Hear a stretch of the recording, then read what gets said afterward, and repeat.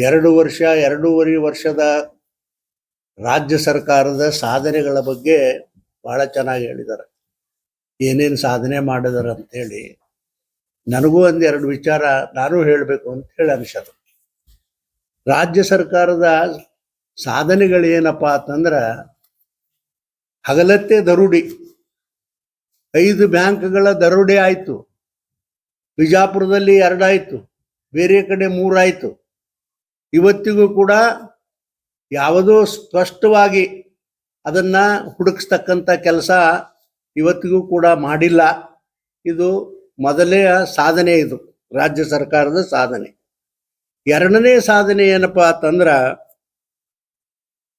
ಈಗ ಸಾಕಷ್ಟು ಜನ ಈಗ ಹೇಳಿದ್ರು ಅಧ್ಯಕ್ಷರು, ಈಗ ಬಹಳ ಮಳೆ ಆಗಿ ರೈತರಿಗೆ ತೊಂದರೆ ಆಗ್ಯದ, ಸರಿಯಾಗಿ ಇವತ್ತಿಗೂ ಕೂಡ ರೈತರಿಗೆ ಬರಬೇಕಾಗಿರ್ತಕ್ಕಂಥ ಹಣ ಇವತ್ತಿಗೂ ಕೂಡ ಸಂಪೂರ್ಣ ಬಂದಿಲ್ಲ ಅಂತಕ್ಕಂಥದ್ದು ಕೂಡ ನಾನು ಹೇಳಲಿಕ್ಕೆ ಬಯಸ್ತೇನೆ.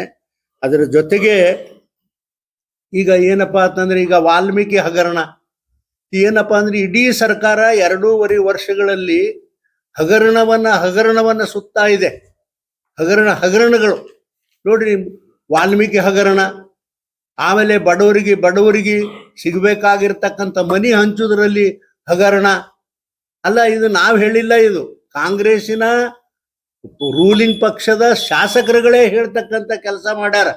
ಏನಪ್ಪಾ ಅಂದ್ರೆ, ಇಲ್ಲಿ ಬಹಳ ಅದ್ದೂರಿ ಆಗಿರ್ತಕ್ಕಂಥದ್ದು ನಡೆದ, ಇಲ್ಲಿ ಲಂಚ ಒಟ್ಟ ಮೇಲೇನೆ ಮನೆ ತಗೊಳ್ತಕ್ಕಂಥ ಕೆಲಸ ಇಲ್ಲಿ ನಡೆದ ಅಂತಕ್ಕಂಥದ್ದು MLA ಅವರೇ ಹೇಳ್ಯಾರ. ಅದರ ಜೊತೆಗೆ ದಲಿತರಿಗೆ ಸೇರಿರ್ತಕ್ಕಂಥ ಸುಮಾರು 46,000 ಕೋಟಿ ಹಣವನ್ನ ಯಾವ್ದ್ಯಾವ್ದೋ ಕೆಲಸಕ್ಕೆ ಬಳಸ್ಕೊಂಡಾರ. ಇವೇ ಎಲ್ಲ ಸರ್ಕಾರದ 2 ವರ್ಷಗಳ ಸಾಧನೆ. ಅದರ ಜೊತೆಗೆ ಏನಪ್ಪಾ ಅಂತಂದ್ರ, ಹಿಂದೆ ಅಕ್ರಮ ರೈತರಿಗೆ ಈ ಕರೆಂಟ್ ಸಪ್ಲೈ ಮಾಡ್ಬೇಕಾಗಿದ್ರ ಅಕ್ರಮ ಮತ್ತು ಸಕ್ರಮ ಅಂತಕ್ಕಂಥದ್ದು ಒಂದು ವ್ಯವಸ್ಥೆ ಸರ್ಕಾರಗಳ ವ್ಯವಸ್ಥೆ ಮಾಡಿದ್ರು. ಇದನ್ನ ಯಾಕಪ್ಪ ತೆಗೆದ್ರಪ್ಪ?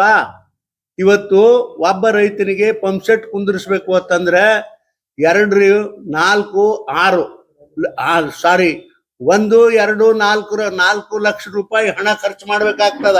ಇದು ಅದರಿಂದ ಯಾರಿಗಾರೆ ಸಾಧ್ಯ? ರೈತರಿಗೆ 4 ಲಕ್ಷ ರೂಪಾಯಿ ಕಟ್ಟಿ ಒಂದು ಬೋರ್ವೆಲಿ ಕನೆಕ್ಷನ್ ತಗೊಳಕ್ ಸಾಧ್ಯ ಆಗ್ತದ?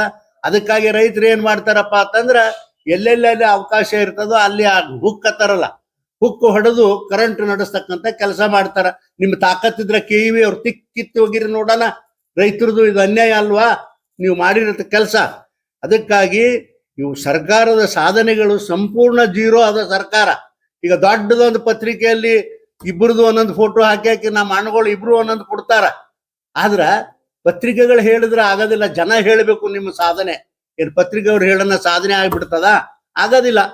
ಅದೇನ್ ನೀವು ಕಟ್ಟಿರ್ತಿರೋ, ಮಾಡಿರ್ತಿರೋ, ಬಿಟ್ಟಿರ್ತಿರೋ, ಅದು ಜನ ನಮಗ್ ಸಹಾಯ ಮಾಡ್ಯಾರಿ, ನಮಗ್ ಕೊಟ್ಟಾರ ಅಂತಕ್ಕಂಥದ್ದು ಜನ ಹೇಳ್ಬೇಕು ಅಂತಕ್ಕಂಥ ಮಾತ ಬಹಳ ಸ್ಪಷ್ಟವಾಗಿ ಈ ಸಂದರ್ಭದಲ್ಲಿ ನಾನು ಹೇಳ್ತೀನಿ. ಅದಕ್ಕಾಗಿ ಇವತ್ತು ಪ್ರತಿಯೊಂದರಲ್ಲಿ ಕೂಡ ಭ್ರಷ್ಟಾಚಾರ ಈ ಸರ್ಕಾರದಲ್ಲಿ ಮುಳುಗದ. ನಾ ಹಿಂದೆ ಇದ್ದಿದ್ದಿಲ್ಲ ಅಂತ ನಾ ಹೇಳೋದಿಲ್ಲ, ಆದ್ರೂ ಕೂಡ ಈ ಸರ್ಕಾರವು ಕೂಡ ನೀವು ಹೇಳಿದ್ರಿ ಯಾಕಪ್ಪ, ಹಿಂದೆ BJP ಅವ್ರು ಮಾಡಿದ್ರು, ಅವ್ರು ಮಾಡಿದ, ಹೌದಪ್ಪ ಅವ್ರು ಮಾಡಿದ್ರು, ಮತ್ತೆ ನೀವೇನ್ ಮಾಡ್ಲಕತ್ತೀರಿ? ಇವತ್ತು ನೀವು ಅದನ್ನೇ ಮಾಡ್ಲಕತ್ತೀರಿ. ಅದಕ್ಕಾಗಿ ಇದು ಒಟ್ಟಾರೆ ನಿಮಗೆ ಹೇಳಬೇಕು ಅಂತಂದ್ರೆ, ಈ ಸರ್ಕಾರದಲ್ಲಿ ಭ್ರಷ್ಟಾಚಾರ, ಹಗರಣ ಮತ್ತು ದರೋಡೆಗಳ ಸುರಿಮಾಳೆ 2.5 ವರ್ಷಗಳಲ್ಲಿ ಮಾಡಿರ್ತಕ್ಕಂಥ ಸಾಧನೆ ಇವು 3 ಅನ್ನತಕ್ಕಂಥದ್ದು ಬಹಳ ಸ್ಪಷ್ಟವಾಗಿ ಈ ಸಂದರ್ಭದಲ್ಲಿ ನಾನು ಹೇಳಲಿಕ್ಕೆ ಬಯಸ್ತೀರಪ್ಪ. ನೇತೃತ್ವದಲ್ಲಿ ಆದ್ರೆ CM ನೆಟ್ಟಿಗೆ ಸ್ಪಂದನೆ ಮಾಡಿಲ್ಲ, ದುಡ್ಡಿಲ್ಲ, ನಿಮ್ಗೆ ಮಾಡಕ್ ಆಗಲ್ಲ ಅಂತ ಹೇಳಿ ಹೇಳಿಕೆ ಕೊಟ್ಟು ಮಾಡಿ ಕಳಿಸಿದ್ದಾರೆ. ಜಿಲ್ಲೆ ಮಂತ್ರಿ ಅವಮಾನ ಆದಂಗೆ.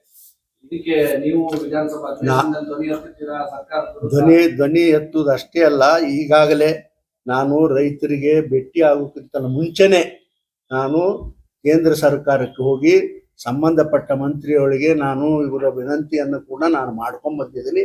ಅದು ಪ್ರೊಸೆಸ್ನಲ್ಲಿ ಅದ ಅಂತೇಳಿ ನಾನು ನಿಮಗೆ ಹೇಳಲಿಕ್ಕೆ ಬಯಸ್ತೀನಿ. ಇವ್ರು ಮಾಡ್ತಾರೋ ಏನು ಅವ್ರು ಮಾಡ್ತಾರೋ ನನಗೆ ಗೊತ್ತಿಲ್ಲ, ಒಟ್ಟಾರೆ ಪ್ರೊಸೆಸ್ನಾಗ ಅದ. ನಾನು ಈಗೂ ಕೂಡ ನಾಳೆ ಅಸೆಂಬ್ಲಿನಲ್ಲಿ, ಪಾರ್ಲಿಮೆಂಟ್ನಲ್ಲಿ ಪ್ರಶ್ನೆ ಹಾಕ್ತಕ್ಕಂಥ ಕೆಲಸ ನಾ ಮಾಡ್ತೀನಿ.